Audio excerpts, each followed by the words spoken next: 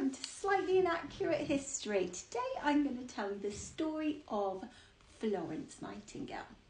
Now, I always like to do these in just one long ramble in one take, and I'm not going to edit them, but this is like the second time now I've tried to do this story. I've literally just spent 8 minutes telling you the fascinating story, albeit inaccurately, of Florence Nightingale, and TikTok keeps doing the thing where it cuts it off. So to be on the safe side, every now and then I'm going to stop and start it, but literally because I don't want to lose it all again, and at least I'll know if I stop and start it, it's going to get lost before I get too into it. So here we go, here's the first cut now. Right, so far so good, we're still there. I'll try and remember to stop it again in a minute. Oh my God, it's so disheartening when you get to the end of your story and you press the little red tick and it just the circle goes back to naught as if you'd never done it. Why does it keep doing that? Oh, anyway, Florence Nightingale. I'm sure everyone's heard of Florence Nightingale. Very well renowned in the field of nursing.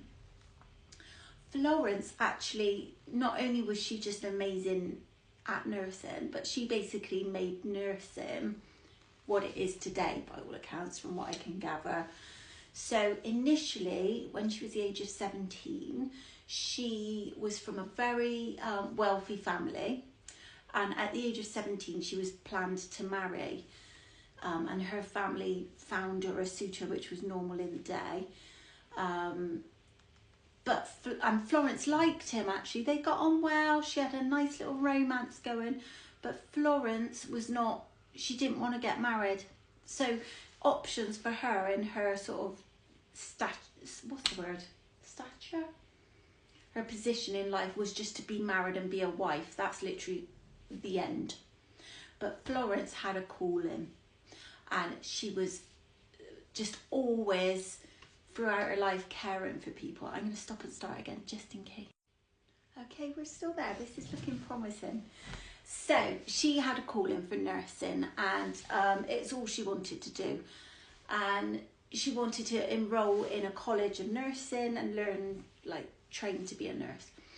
But at that time, that occupation was not well respected whatsoever. It was deemed like a very low-skilled, low-class type of occupation. And actually hospitals as well were not nice places. They were a last resort for people to want to go to. Hospitals would at this time they had straw on the floor to mop up the blood in some places and stuff, and the hygiene was non-existent, and a lot of people believed if you went into a hospital you weren't really coming out. So her family was completely appalled that she wanted to be a nurse. But she didn't care. She was like, no, I'm going to do my nursing. I'm sorry, you're a lovely man. Thank you for, the marriage proposal and everything, but I'm off nursing. So off she went. Got her qualification in nursing, got a job in a hospital. And at this hospital, she did so well, she absolutely bossed it, that she got promoted within the first year. Because she just cared so much. She took on ownership of the running of the hospital in a lot of ways, from a practical level, telling them to wash their hands, which apparently they hadn't really thought of before, things like that. And she made improvements everywhere she went, Florence. And so word got around of how absolutely fab she was at it. And war had broken out in the Crimea, and soldiers were dying, literally hundreds and thousands of them, and a lot of it was down to the state of the hospital in Crimea. So Florence was asked to gather a team of nurses to go over and try and sort it out. So Florence took up the challenge. I'm going to stop and start again just in case about this. Oh, we're still there. Oh my God, imagine if I get right to the end and it disappears, I will actually cry. So Florence took up the challenge to go to the Crimea with her little team of nurses. When she got there, she was like, what the fuck have I walked into? this hospital, like the patients were like literally led in their own shit. Like it was the most disgusting thing. There was rats running around in amongst the patients and bugs everywhere, like horrible, horrible, horrible scenario. There was no there was nothing set up for feeding the patients either. There was nowhere to make and prepare their food. These poor patients were just left to rot, and that is why loads of them were dying from diseases, from the poor sanitation. So Florence did a couple of amazing things. She campaigned and wrote to the British government saying, look, you're losing all your men because this hospital is an absolute flipping death zone. It needs sorting out. What can you do? So then the government commissioned Isambard Kingdom Brunel, you know, with the top hat, cool engineer guy. Maybe I'll do one on him. And he designed a prefabricated hospital. So it was built, designed and everything I'm sure it was in the UK, yeah, because that's where he was from, and shipped over to Florence, and then they like screwed out like IKEA flat pack hospital. So he got her this brand spanking new prefabricated hospital. In she goes, she's setting it all up.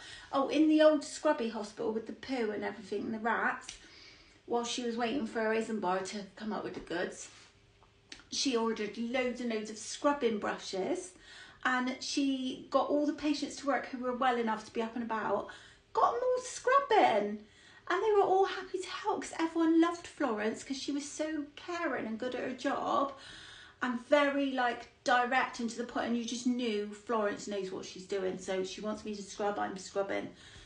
So they got this hospital like much more in order. She reduced the number of deaths, I don't know what the number is, but like by something like 2/3 or so. It was like mega what she did anyway. So she absolutely like saved the day there, became known as the Angel of Crimea, and Lady of the Lamp. That's where that came from as well, because after a long day of nursing, before she'd go to bed, she'd go around and visit all of the patients with her little oil lamp, and she used to give them such comfort. And she absolutely, you can't really put into words how amazing this Florence was. When she came back home, I'm going to stop and start one more time, I think. Okay, that seems to be working. When she came back home, Queen Victoria was there, and she was absolutely chuffed a bit. She was like, Florence, oh my God, you're a hero. Like, let's for a parade and everything. But Florence was really modest, and she was like, she was genuinely just in it for making a difference. Like, what a lovely little soul. But Victoria gave her like a shed load of money, like something like £250,000, I feel like it was. Load of money anyway. And she gave her an engraved brooch as well, like a jewelled brooch. And Florence took all the money and set up a nursing college. And so she started training nurses. What an impact that would be on everywhere really, because then nurses are going to follow her ways, aren't they? And the college, the building is still standing, I believe, but it's a museum to Florence Nightingale. I'm going to just one last time stop and start. Okay, we seem to be working. I think we're good. And so because of everything that Florence had done, and Queen Victoria obviously backing her, nursing then became a completely respectable profession for ladies to do. So she totally turned it all around, and got rid of the nasty reputation that it had previously.